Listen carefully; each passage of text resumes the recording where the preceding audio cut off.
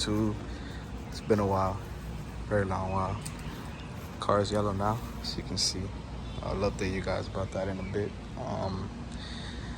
Today we got probably the biggest job that I've had to do on this car, and that is replacing the crankshaft sensor.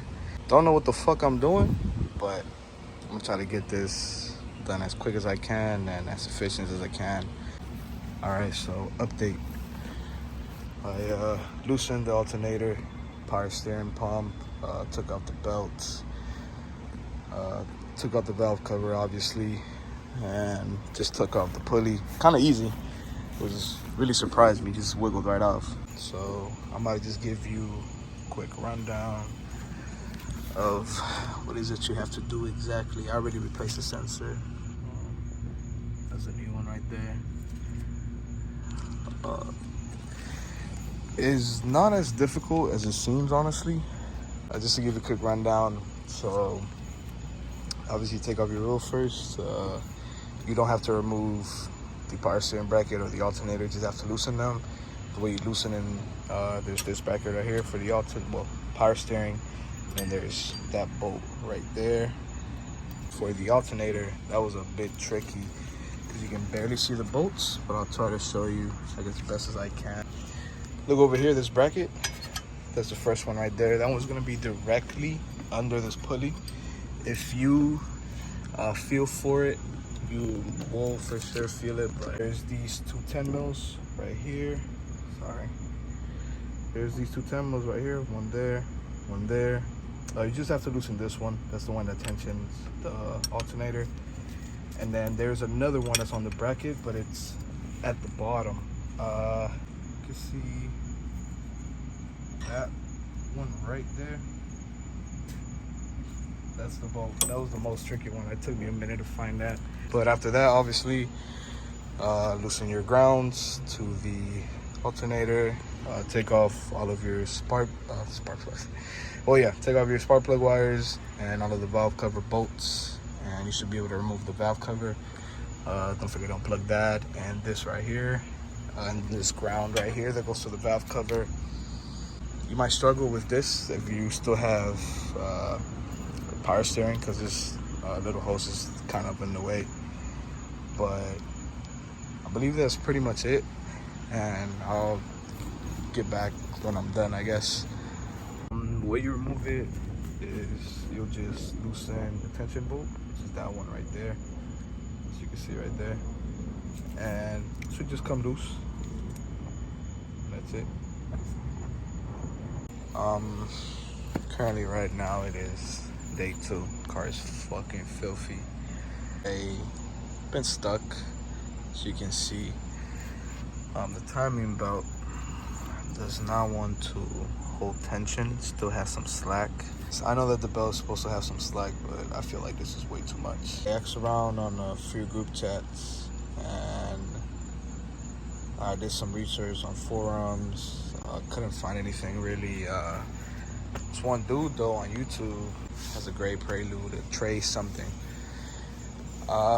He did say that you have to turn the motor counterclockwise about 3 teeth, and that should set tension on the belt.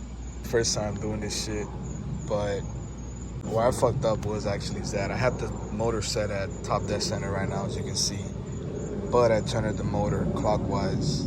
Now these motors spin counterclockwise, so what I'm about to do is just spin it counterclockwise, get it at top dead center, then spin it about 3 teeth and see if she gets some tension going on here, because I don't want no belt walk, man.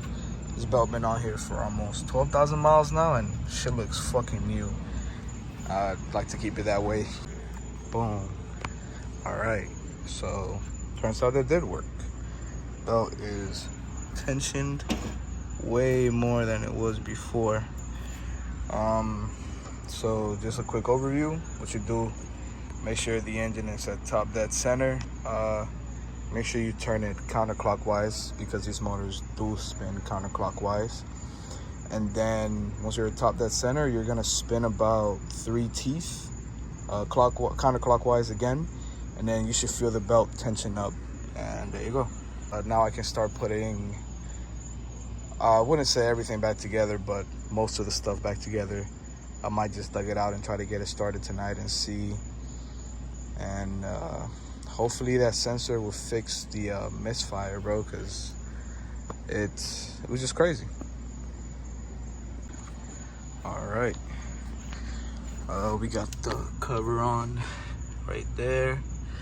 I was struggling with it quite a bit because the seal that's around it did not want to stay on. You will need some RTV or like Honda Bond to be able to like keep it in place. If you don't, you can just do what I did, and I just basically stuck my fingers in through here and just put it in like that so I wouldn't touch the seal, and didn't come off.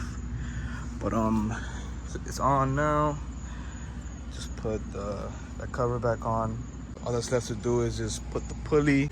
Shouldn't take me that long. Hopefully I'll get it done within the next hour or so. It's already almost 1 a.m. Everything is back on. Put the valve cover on, tighten the alternator, the tensioner, tighten the belt, put on the grounds, disconnected the battery. Here's a moment of truth, man. Dirty the shit out of my door handle, whatever. All right.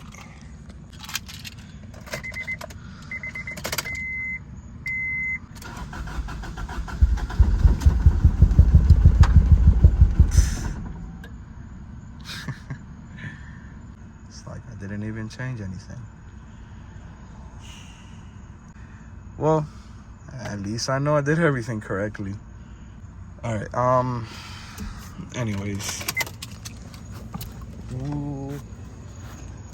I picked up OBD1 ECU and bought a rye wire jumper harness to bypass the crankshaft sensor, but damn, pretty bummed out, man. Thought, you know, I was gonna do it, but anyways, at least motor's still timed correctly. Everything else was put back as it should. So you can see cars running. Waiting for it to warm up right now. It's kind of loud up here, so timing light right now. I'll tell you why right now. So I ended up bypassing the crankshaft sensor. I just bought a rye wire harness and a 4th gen Prelude distributor. The part number is TD60U, and car turned right on. I tried to time it by like listen. Right now the idle is kind of shit because of it, but right now that's why I have the timing light hooked up, waiting for the car to warm up. And yeah, shouldn't be, excuse the mess. I really haven't had time to clean this car, but there you go. This is RPMs right now. I'm waiting for the car to warm up. All right, I timed it.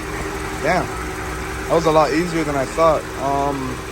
What you're gonna do is you're going to obviously connect the timing light to ground and the power, and spark plug wire on cylinder number 1. Cylinder number 1 is the closest to the crank. You're just gonna take and aim it right there where there's usually this cover that's covering that. And I'm not sure if I'm gonna be able to catch it on camera, but I'll try. You can barely see it, but you can somewhat make it out. You'll see a number 15 right there. And then there's gonna be a timing mark right around it, which is 15 degrees before top dead center.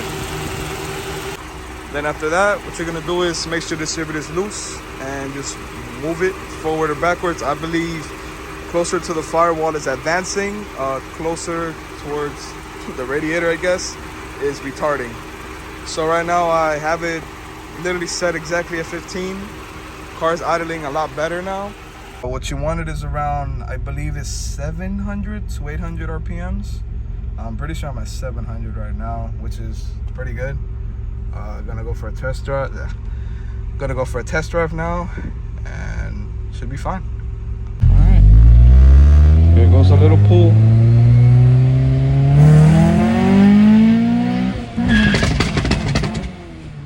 What the fuck? What just happened? All right, take two. It's been 2 days again since the car died on me. Ended up being the distributor, and yeah, I kind of figured that it was a distributor with the kind of like, I guess, two-step that it did, because I know that when you mess with tuning, the ignition timing is something that you got to play with to like make two-step. Yo, that was the loudest fucking two-step this car has ever done. I'm about to time it again and see hoping that the same shit does not happen again. Yeah, I'll catch up with you guys in a bit. It's been a few hours. Drove the car around a bit. The car, it drives normal, I guess. It just still feels off.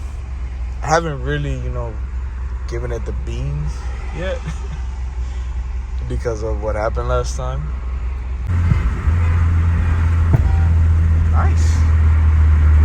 I'm just excited and happy to drive the car again. To me, the car just feels it just feels odd. Don't know.